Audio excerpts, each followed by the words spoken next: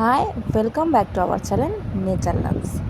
আজ একটা নতুন ভিডিও নিয়ে আমি চলে এসেছি। আপনি দেখেই বুঝতে পারছেন আমি কোথাও একটা ঘুরতে যাচ্ছি। আমরা ঘুরতে গিয়েছিলাম তারাপীঠে। আমরা রাত 10:05 গৌড় এক্সপ্রেস ধরে শিয়ালদা থেকে রামপুরহাটে উদ্দেশ্যে বেরিয়ে পড়ি। তারপরে ওখানে প্রায় 3:30 নাগাদ ট্রেন গিয়ে পৌঁছায়। তারপর আমরা ওখান থেকে ম্যাজিক গাড়িতে মাথাপিছু 50 টাকা করে উঠে পড়ি। আমরা টোটাল গিয়েছিলাম 8 জন। আমার 4টে ভাই, একটা দাদা, আমার হাজব্যান্ড এবং আমার একটা বান্ধবী। তারপরে ভোরবেলা আমরা রেডি হয়ে চলে গেলাম মাকে পুজো দেওয়ার উদ্দেশ্যে। পুজোর ডালি নিয়ে সেদিন আমরা লাইনে দাঁড়াইনি, কারণ সেদিন ছিল শনিবার, প্রচণ্ড ভিড়। আমরা নাট মন্দির থেকেই মায়ের কাছে অঞ্জলি দিয়েছিলাম। পরের দিন ভোর 3:30 নাগাদ উঠে স্নান করে আবার চলে গেছিলাম মায়ের দর্শনে।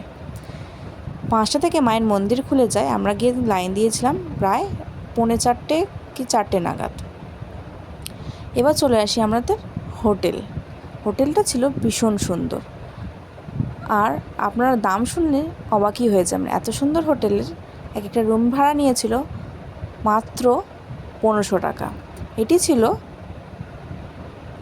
মা তারা সরণির থেকে পিছন দিকে, মানে যে ব্রিজটা আছে ব্রিজ থেকে পিছন দিকটা এসে একটা গলির ভিতরে। এই হোটেলটির নাম ছিল হোটেল সুদক্ষিণা। ভীষণ সুন্দর হোটেল। আর আমরা নিয়েছিলাম এসি রুম, যেহেতু গরমকাল তাই। কিন্তু আমাদের ওয়েদার খুব খুব খুব ভালো ছিল সেই সময়, কারণ বৃষ্টি হচ্ছিল সেই টাইমটায়। আর আমরা ভীষণ এনজয় করেছি। হোটেলটা দেখুন ভীষণ ভীষণ সুন্দর ছিল। কিন্তু এই হোটেলের দাম, মানে রুম ভাড়া যে এত কম হবে আমরা ভাবতেই পারিনি। ঢুকে তো ভেবেছিলাম মোটামুটি একটা রুম হয়তো 2 থেকে 2,500 টাকা নেবেই, কিন্তু একটা রুম নিয়েছিল 1500 টাকা করে। হোটেলটি ঠিক কোথায় যদি জানতে চান তাহলে কমেন্টে অবশ্যই জানাবেন, আমরা জানিয়ে দেবো। এরপরে আরও 2 দিন আমরা ছিলাম। কী করেছি সে জানতে চাইলে পরের পার্টটা thank you for watching my video. Next পার্টের জন্য অপেক্ষা করে থাকবেন।